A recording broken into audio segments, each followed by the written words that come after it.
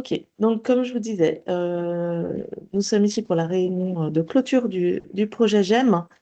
Donc je suis accompagnée aujourd'hui d'Élodie Massé, qui est chef de projet économie circulaire au CSTB, et notre financeur, qui est l'ADEME, est également présent en la personne de Philippe Léonardon. Euh, donc l'Alliance HQE, dont je fais partie, c'est une association euh, qui aura 30 ans l'année prochaine, qui est là pour fédérer les acteurs de la construction autour d'un cadre de vie durable, et qui porte une vision multicritère de la construction et de l'aménagement. Pour chaque projet, on prône une approche transversale qui porte sur 4 engagements, et ça se retrouve dans tous nos projets: la qualité de vie, le respect de l'environnement, la performance économique et le management responsable. Et le projet GEM, il est issu en fait des travaux qu'on fait pour cette approche transversale. Il remonte à 2018 pour la première approche, où on s'était rendu compte qu'on n'avait pas d'approche normative pour calculer la participation d'une opération de construction à la circularité, à l'économie circulaire. Et ce projet est donc né de ça. Et donc, l'outil GEM a été lancé en juin de l'année dernière, dans une phase de test élargie. Et donc, l'outil était mis à disposition de tous les acteurs de la construction pour être testé sur des projets réels. Et aujourd'hui, on va vous présenter un petit peu une analyse des résultats obtenus sur ces projets-là. GEM, c'est un outil qui est simple et gratuit, qui est toujours accessible, donc n'hésitez pas, vous pouvez toujours aller l'utiliser, même si vos résultats ne seront pas analysés, en tout cas pas immédiatement.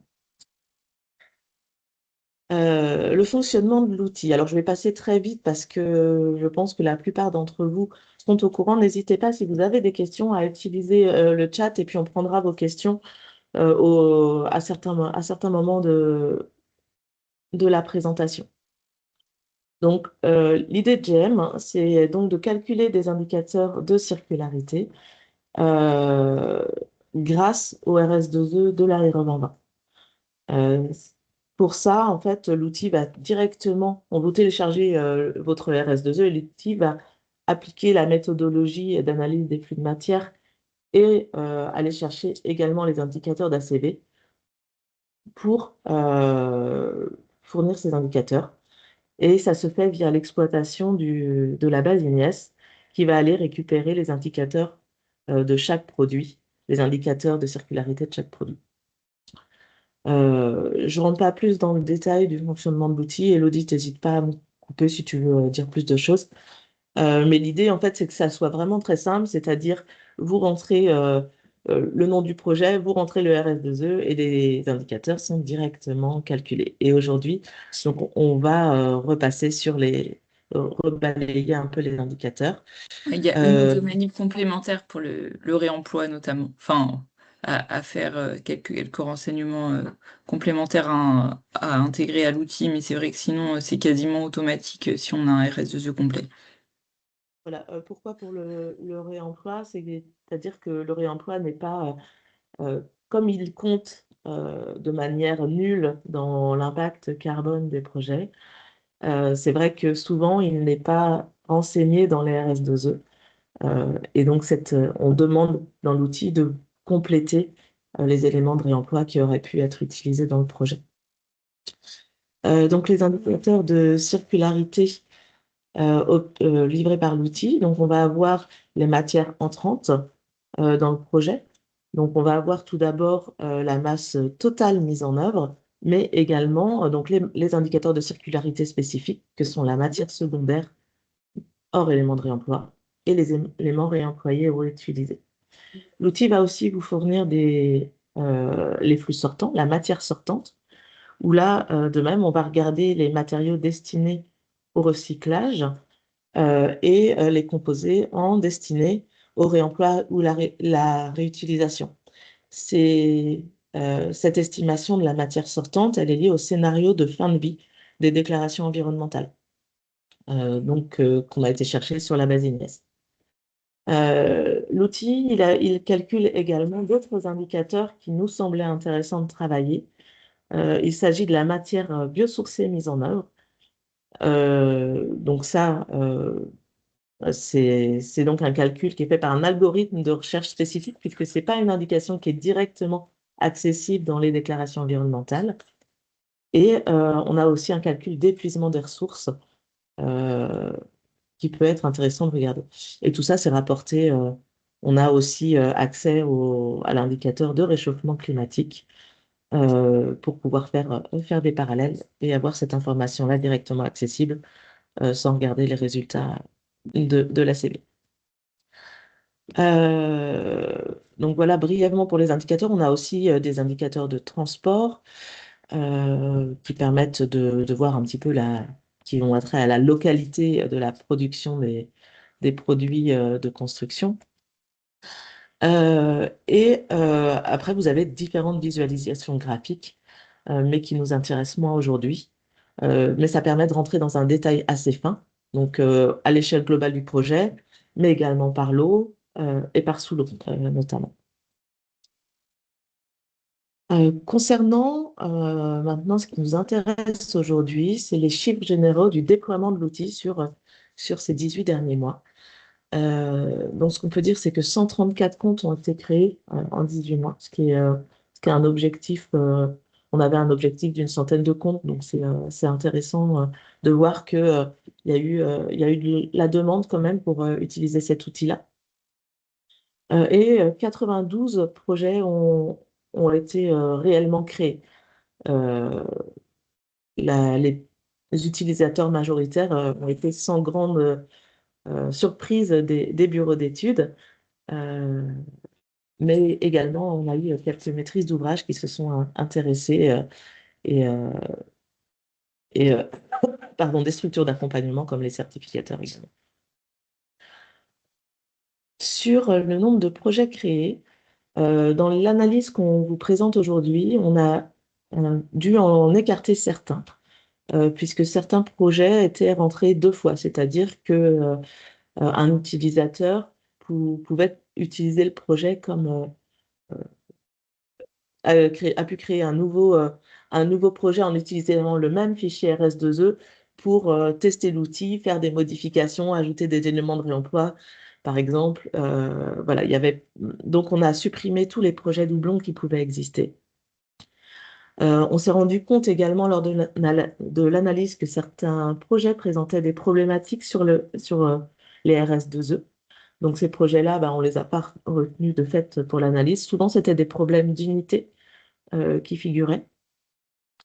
Certains projets également n'ont pas été jusqu'au bout de la démarche, c'est-à-dire que dans l'outil, à certains moments, si vous allez devoir compléter certaines informations, on vous l'a dit, Élodie vous l'a dit, pour le réemploi, on peut demander des informations et là, il faut aller chercher des fiches approchantes sous Ignace. Et si ça n'a pas été fait, il y a une erreur qui se produit. Mais c'est également le cas euh, sur, sur tout ce qui est fiches configurées. Parfois, les fiches configurées n'étaient pas fournies dans le zip lié au RS2E, et dans ces cas-là, ça produisait une erreur si l'utilisateur de l'outil n'allait pas faire le lien avec les fiches configurées nécessaires. Donc, ces projets-là, de fait, on n'a pas pu les retenir. Euh, et puis, les exclusions des projets présentant des incohérences de données, ça, c'est lié aussi au projet avec des problématiques sur le RS2E, il me semble. Ou alors non, les problématiques sur le RS2E, pardon, c'était plus lié à des formats de RS2E obsolètes, puisque l'outil n'accepte que les RS2E au format de la RE2020. Je crois que c'est ça, hein, Elodie, sur les problématiques. Ça oui, et puis enfin c'était aussi sur certaines déclarations d'informations comme la surface de référence ou des choses comme ça. En fait, si certaines informations sont pas remplies au bon endroit dans les RS2E, ça peut faire dysfonctionner l'outil. Donc enfin voilà, ceux-là ont été exclus. Et après, pour l'exclusion des projets qui présentent des incohérences, ça c'était plutôt en termes de résultats finaux. Il y avait vraiment quelques anomalies dans les masses totales, par exemple, avec des projets qui étaient pas du tout dans les mêmes ordres de grandeur que les autres, et on les a écartés de l'analyse statistique. Voilà, donc au final, l'analyse porte sur 61 projets.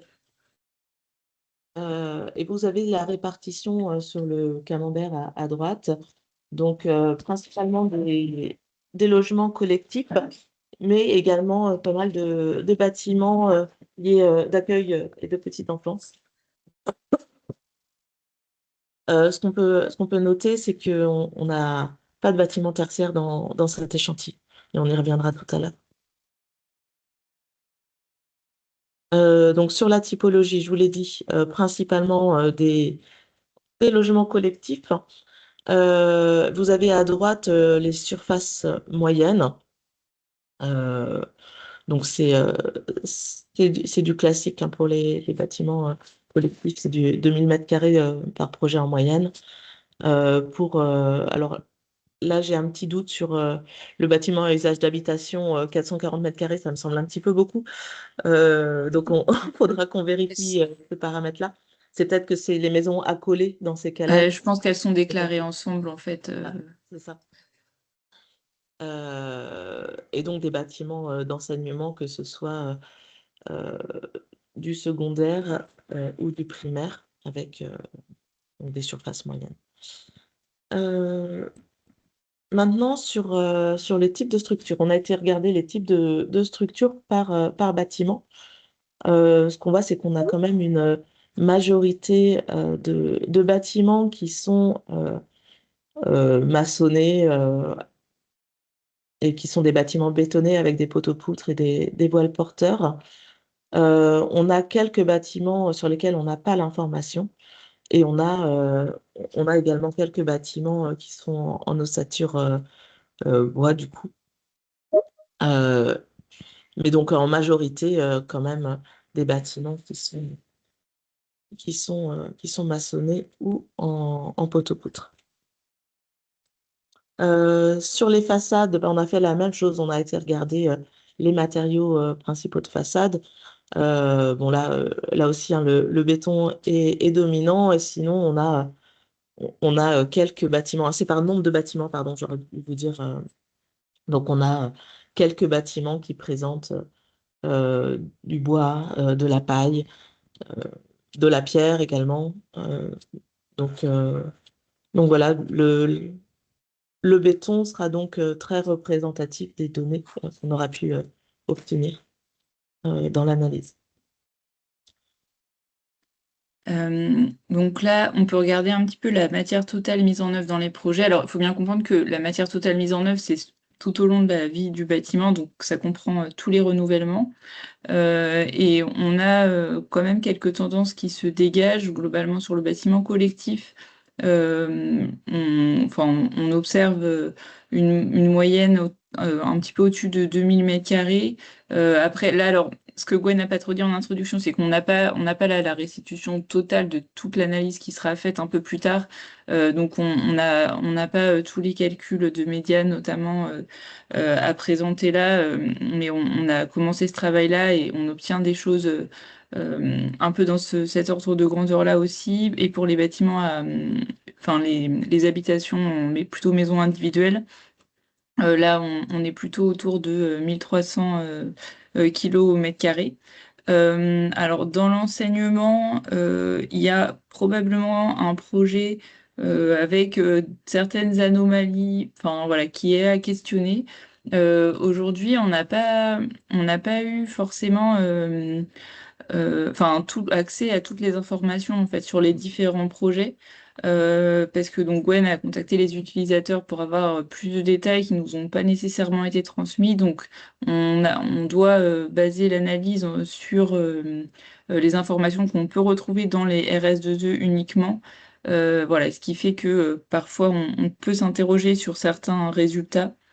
Et donc sinon, les bâtiments d'enseignement pour un certain nombre semblent dans le même ordre de grandeur en termes de matière installée que les bâtiments d'habitation, enfin à usage collectif.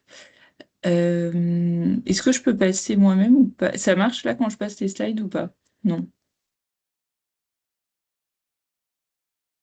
Euh, est-ce que, Gwen, est-ce, est-ce que ça fonctionne Alors, tu peux essayer, normalement, je vais... comme... Ah oui, comme ça là? Non, ça n'a pas l'air de marcher. Non, ça marche pas. Mince. Euh, bon. Est-ce que tu Du préfères... coup, donc sur la slide, ouais, on est sur la 13. Après, en termes de matière entrante, donc on a regardé les différents indicateurs de circularité. Donc, matière biosourcée, recyclée, réemployée ou réutilisée. Donc, bon, globalement, ce qu'on observe, sans trop de surprise, hein, c'est que la matière réemployée est très, très marginale. Mais donc il y a plusieurs explications à ça. Bon, déjà, la pratique est globalement encore nouvelle. On n'a pas eu forcément l'information aussi, au-delà de ce qui a été renseigné dans l'outil, de s'il y a eu un effort sur le réemploi ou pas fait dans les projets. Et on sait que même quand il y a du réemploi, les quantités peuvent être assez faibles. Et puis ensuite, comme l'indiquait Gwen, dans les RS2E, on va avoir une ligne éventuellement avec une déclaration d'un matériau réemployé sans indication après de quantité de nature. Donc on n'est pas non plus certain enfin, que toute la matière, enfin tous les produits réemployés soient bien tracés dans les modélisations qui ont été faites. Euh, et ensuite, si on regarde donc la matière biosourcée ou recyclée et mise en œuvre, bah, je vais donc là, voilà, on peut regarder un peu plus en pourcentage, ce qui est plus intéressant qu'en masse par mètre carré. Donc le taux de matière recyclée est en fait, enfin, de façon assez surprenante enfin, pour nous, plutôt très faible. Donc on est plutôt autour de 4% en moyenne. Donc on a quand même un maximum de 38% observé pour un projet. Donc c'est des maisons individuelles. Donc là, on n'a pas forcément plus de détails que ça sur ce projet. Bon voilà, mais ça reste, enfin, on va essayer d'explorer la raison de ce chiffre-là. Sinon, on a quelques occurrences autour de 10%, mais sinon, voilà, très très majoritairement, on a des taux qui sont à moins de 5% globalement pour la matière recyclée. Sur la matière biosourcée, donc en moyenne, on est autour de 3%. Euh, Par contre, dans les projets qui sont en structure bois ou avec des menuiseries bois aussi, on observe entre 10 et 23% globalement. Alors là, comme l'a indiqué Gwen tout à l'heure, sur la matière biosourcée, l'outil fonctionne différemment pour le calcul par rapport à la matière recyclée ou même enfin, à l'évaluation des matières sortantes en fin de vie qui sont basées sur les informations qui sont enfin, les indicateurs en fait qui sont directement dans les FDES. Là, on va rechercher des mots-clés, on les associe à des masses. Donc, on sait qu'on a, enfin, ça fait un moment que l'algorithme a été mis en place, donc on l'a déjà modifié pour intégrer des éléments qui ont pu être oubliés sur certains projets, voilà, parce que selon la façon dont sont détaillées les matières biosourcées, il est possible que certaines nous échappent. Donc là-dessus, pour tous les utilisateurs, si vous constatez que le taux calculé par l'outil semble un peu surprenant, enfin surtout sous-estimé la plupart du temps. Il ne faut pas hésiter à nous le faire remonter pour qu'on puisse enfin, ajouter potentiellement des nouveaux composants, enfin des nouveaux mots-clés dans l'algorithme de reconnaissance du biosourcé pour pouvoir le calculer. Là, donc, comme je disais tout à l'heure, on n'a pas encore finalisé toute l'analyse. On va pouvoir, enfin là, ce qu'on projette de faire aussi sur le biosourcé, bah, c'est d'aller regarder un peu plus précisément ce qui se passe dans chacun des lots pour mettre en évidence les contributeurs et aussi relier tout ça aux matériaux qui sont enfin, aux modes constructifs déclarés dans les RS2E, donc pour la structure, la façade et puis les menuiseries. Ensuite, pour la matière réemployée, donc c'est très très ponctuel. En moyenne, voilà, on est très proche de 0%. Après, on a un maximum de 6% qui est observé. Donc ça, c'est quelque chose qu'on pourra aussi essayer d'investiguer, mais sans forcément garantie de résultats, parce on n'a pas toujours eu les retours quand on les a demandés aux utilisateurs. Donc voilà. Mais c'est sûr qu'aujourd'hui, ça reste très marginal. Je peux avancer. Merci. Ensuite, en termes de matière sortante, alors là, on a observé en fait un résultat assez surprenant. Et donc là, j'ai pas eu de retour encore de l'équipe du CSTB qui s'occupe, notamment des FDES et du lien avec Ignace. Mais en fait, il semblerait que la valorisation énergétique ait des taux vraiment très très très faibles dans les FDES, beaucoup plus faibles donc que l'enfouissement ou la matière destinée au recyclage, ce qui est quand même surprenant. Donc voilà, ces chiffres-là, ils questionnent beaucoup. Après, pour la matière destinée au réemploi ou à la réutilisation, donc c'est faible, sans beaucoup de surprises. On sait que dans certaines fiches, on a des scénarios qui sont déclarés comme ça en fin de vie, mais c'est assez rare et en théorie, les fabricants doivent vraiment justifier en fait ce scénario pour qu'il puisse apparaître dans les FDES. Tu peux passer à la suivante, Gwen, s'il te plaît. Et donc là, juste pour traduire les observations en pourcentage, donc on voit plutôt 43% de matière destinée au recyclage en moyenne, avec un maximum de 71%. Euh, donc 57% de matière destinée à l'élimination, donc ce qui est énorme. Donc en fait, c'est pour ça que là, il y a vraiment quelque chose à creuser sur les scénarios de fin de vie, parce qu'il y a quelque chose enfin voilà, donc soit ces scénarios de fin de vie sont pas corrects, soit il y a quelque chose, soit les objectifs en termes de gestion des déchets sont absolument pas respectés, enfin, je sais pas, mais en tout cas, il y a quelque chose qui ne va pas trop là. Pour le réemploi, la matière destinée au réemploi, on a aussi un projet avec 12% maximum, donc qui est énorme aussi.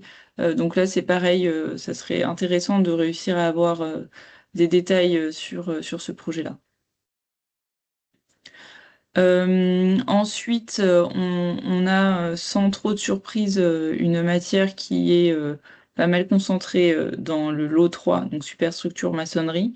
Donc on a quelques valeurs surprenantes là, dans des bâtiments d'enseignement sur ce lot.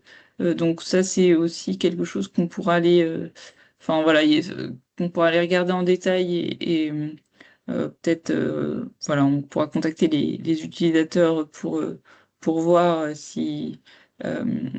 s'ils souhaitent vérifier leurs hypothèses qui semblent un petit peu surprenantes. Et donc en fait, tu peux aller sur la suivante, Gwen, s'il te plaît aussi, merci. En fait, ce lot 3, donc superstructure maçonnerie, c'est aussi le lot qui va concentrer la majorité de la matière recyclée, donc qui correspond a priori au granulat recyclé quand il y en a qui est intégré dans le béton structurel. Euh, Voilà, merci. Et concernant le réemploi, donc on va globalement avoir plus de réemploi dans les lots seconde œuvre, plafonnement, menuiserie intérieure, extérieure, revêtement de sol, mur et plafond. Ensuite, dans le lot 1, on a des déclarations de réemploi assez conséquentes pour les aires de stationnement. Donc là-dessus, voilà, je, on aimerait aussi un petit peu investiguer les composants qui sont déclarés comme réemployés dans ces projets-là. Ce qui pourrait, voilà, ça pourrait être je sais pas, des pavés ou quelque chose comme ça de réemploi, mais ça pourrait aussi être, certaines fois, il pourrait y avoir des déclarations de réemploi qui seraient en réalité, par exemple, des granulats recyclés ou quelque chose comme ça. Euh, donc, à voir.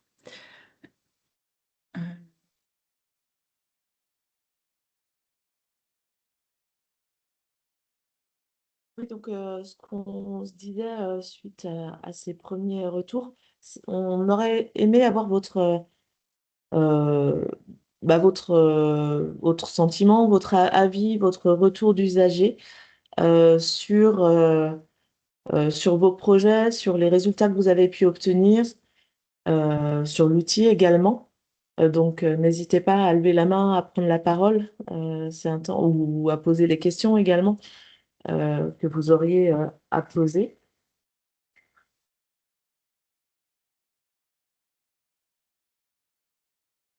Donc, je ne sais pas si quelqu'un veut se lancer, en tout cas sur l'outil, peut-être. On peut commencer par sur la prise en main de l'outil, sur les questionnements que les résultats de l'outil ont pu vous poser. Non, pas plus que ça. Ou alors pour ceux qui ont utilisé l'outil sur le fait que vous allez continuer à l'utiliser ou non.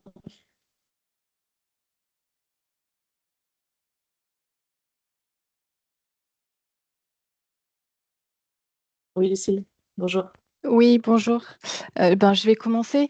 Alors moi, j'ai pas trop utilisé l'outil, hein. Donc Lucie La Camara, je travaille pour Cercal, certificateur pour le logement. Donc on a intégré cette exigence, hein, de réaliser un calcul MFA dans la certification NF Habitat. Alors même NF Habitat HQE, puisque c'est une exigence qui permet de rapporter 3 points, donc c'est plutôt niveau HQE. La question c'était, alors c'est tout nouveau pour nous, donc je pense qu'on n'a pas de retour d'expérience. Mais j'ai entendu dire que,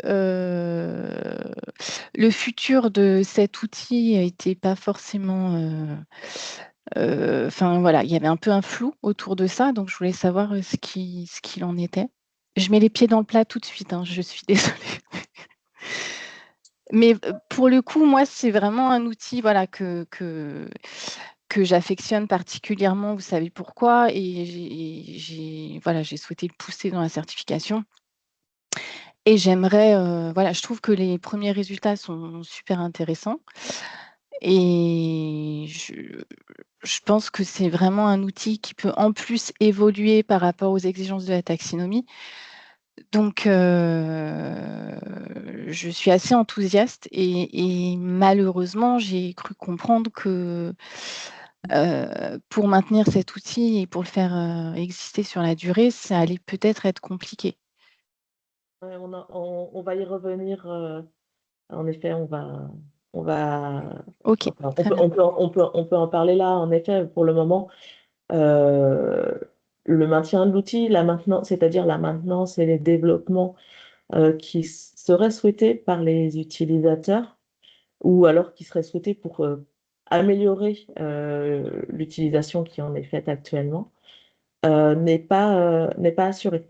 Donc, on recherche à ce sujet des mécènes qui souhaiteraient participer au maintien de cet outil-là. OK, Donc, il fallait émincer. merci. En tout cas, merci beaucoup pour ton retour et ton enthousiasme concernant l'outil, Lucille. Oui. Non, mais les premiers résultats sont intéressants et effectivement, ça questionne aussi sur, tous les scénarios qui sont renseignés dans les FDES et peut-être, voilà, ça permettrait aussi de faire évoluer, ces données-là, voilà, donc je pense qu'il y a pas mal de choses, positives. Ok, merci beaucoup. Est-ce que quelqu'un d'autre souhaite faire part de son utilisation de l'outil Oui, Jocelyn Urbois.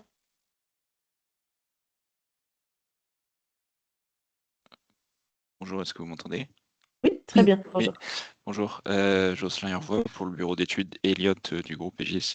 Alors, personnellement, c'est pas moi dans l'équipe qui ai pu faire les tests, donc je n'ai pas de retour très précis. Je vous fais juste part des informations qui me sont remontées.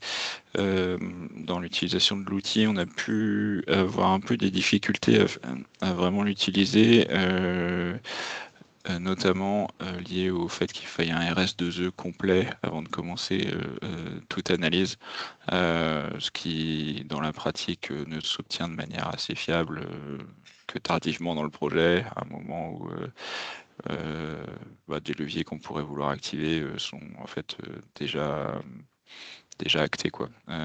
Et donc, une des plus-values qu'on aimerait pour une future version de l'outil financé comme il se doit, serait de pouvoir travailler à partir d'exports partiels de l'ACV, des outils d'ACV sur certains lots, notamment les lots où il y a des leviers, peut-être plus le second œuvre notamment. Voilà. Et après, dans les informations qui nous intéresseraient dans l'analyse de l'échantillon qui est déjà faite, c'est peut-être de voir s'il y a des liens, des corrélations entre les résultats des modules C et D de l'ACV exprimés en carbone et exprimés en taux de recyclage, taux de réemploi, etc. Notamment pour aller expliquer ces histoires de valorisation énergétique, de lien entre quels matériaux sont recyclés en entrée et en sortie, etc. Ok, super, merci Ok, beaucoup. merci. Et oui, en effet, par rapport au fait là qu'aujourd'hui on peut difficilement utiliser l'outil en conception, entre guillemets, c'est normal. Enfin, parce que dans un premier temps, comme c'est des indicateurs qui n'étaient pas regardés, on a commencé par une étape d'évaluation. Donc en effet, on arrive trop tard pour guider la conception. Et l'objectif, c'est déjà de pouvoir avoir un peu du recul sur les valeurs de ces indicateurs et ensuite de pouvoir améliorer. Enfin, nous, on aimerait aussi améliorer l'outil, proposer quelque chose de différent sur un volet plutôt d'éco-conception. Mais en effet, le fait peut-être déjà d'accepter des RS2E partiellement remplis, ça pourrait être une piste qui n'aille, assez simple à mettre en œuvre, plus simple que d'autres sur le fonctionnement actuel de l'outil en fait. Voilà, plutôt que de changer complètement l'interface. Bon. Donc en tout cas, c'est bien noté. Merci beaucoup, Jocelyn. Est-ce qu'on a un autre retour de testeur?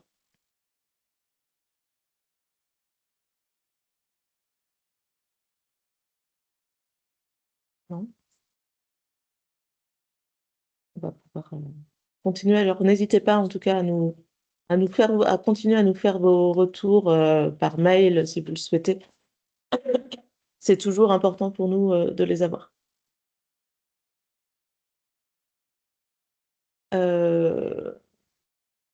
Donc, dans les premiers enseignements, hein, Élodie vous a montré les grands chiffres.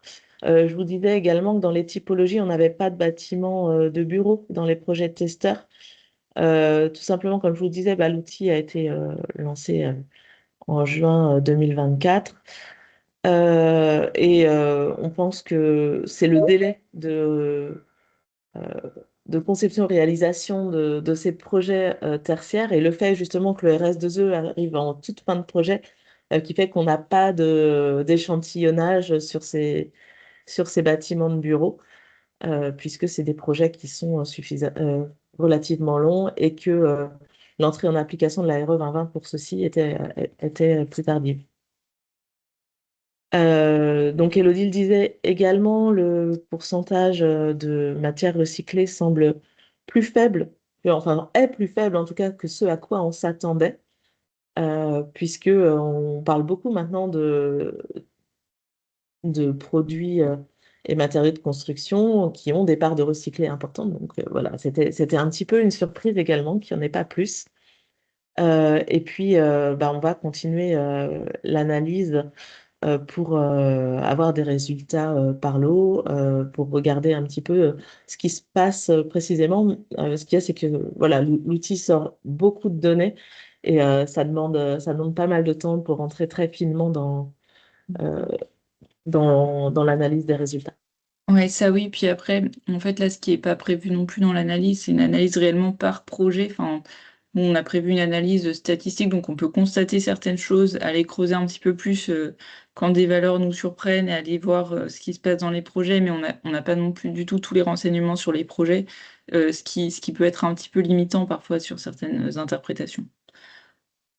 Voilà, mais là encore, je rebondis sur ce qu'elle disait tout à l'heure. N'hésitez pas, si vous voyez des choses un petit peu étranges dans vos projets, à nous solliciter pour qu'on puisse Oui, tout à aller fait. voir justement.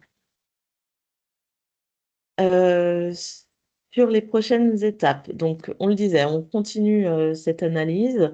Élodie vous a indiqué un petit peu ce qu'on souhaitait aller regarder. Euh, on souhaite regarder bien sûr les moyennes, les médianes, euh, peut-être avoir des minimaux et maximaux. L'objectif, c'est de finaliser l'analyse de toutes ces données pour la fin d'année.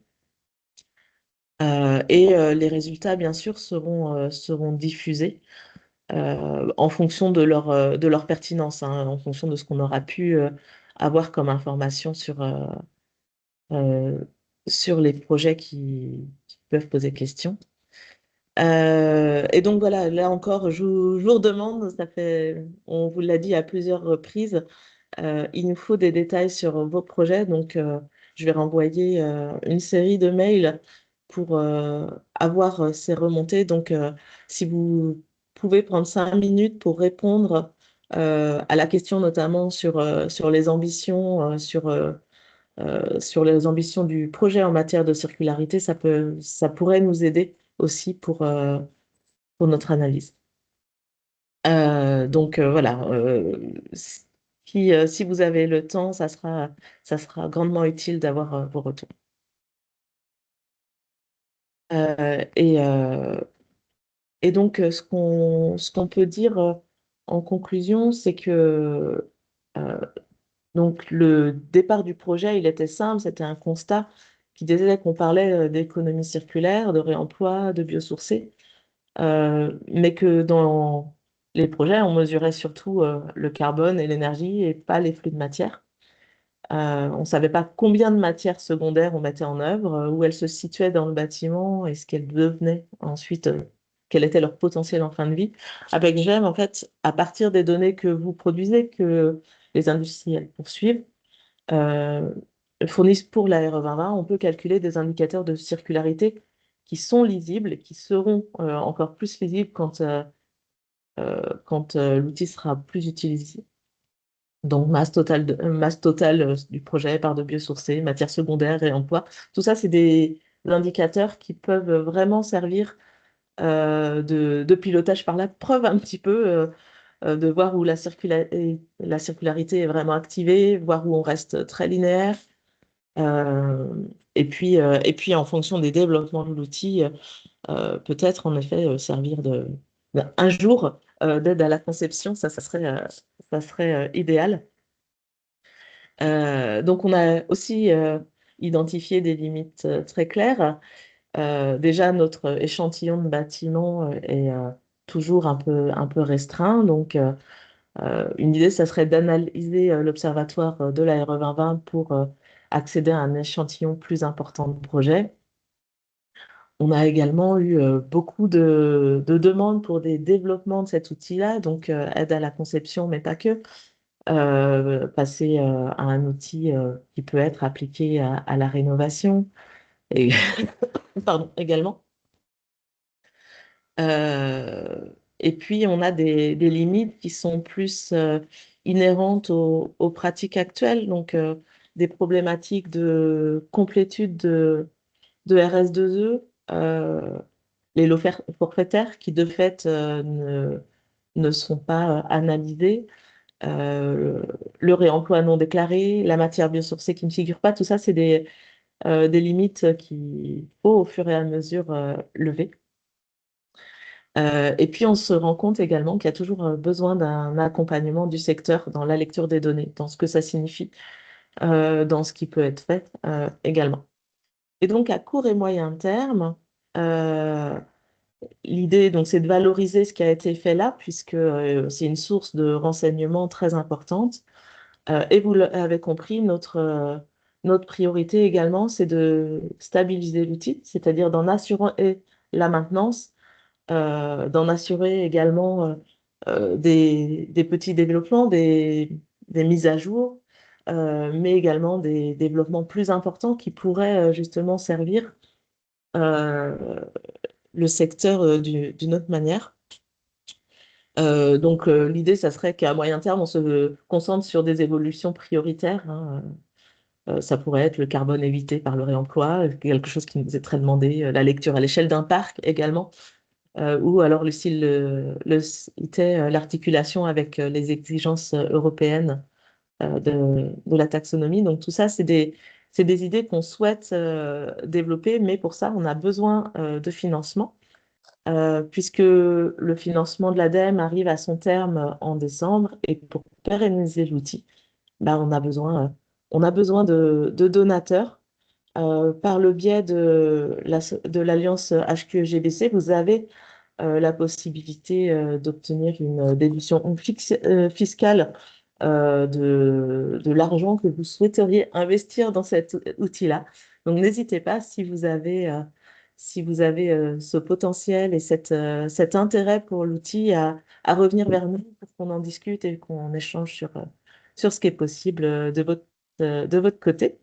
Et enfin, ce que je voulais dire, c'est que euh, GEM, il vous appartient, il est toujours gratuit, il est toujours euh, libre d'accès, donc n'hésitez pas, testez-le encore, emparez-vous-en en quelque sorte, faites vivre ces résultats, et puis n'hésitez pas à nous contacter si vous avez besoin, si vous avez des questions, des doutes ou des remarques qui peuvent être faites,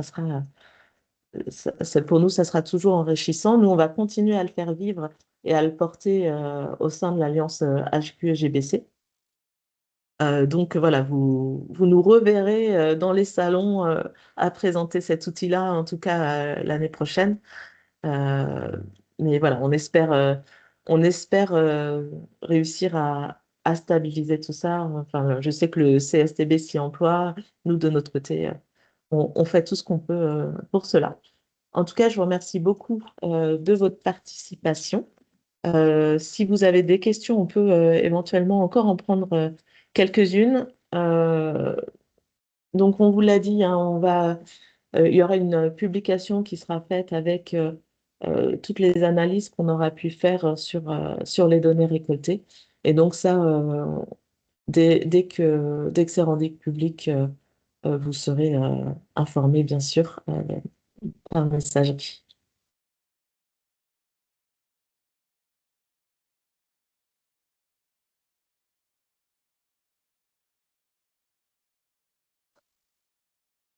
Non, plus de questions? Ben, en tout cas, merci beaucoup pour votre participation. Et puis, on vous souhaite à tous une très belle journée. Merci. Merci. À bientôt. Au Bonne revoir. journée. Bonne journée.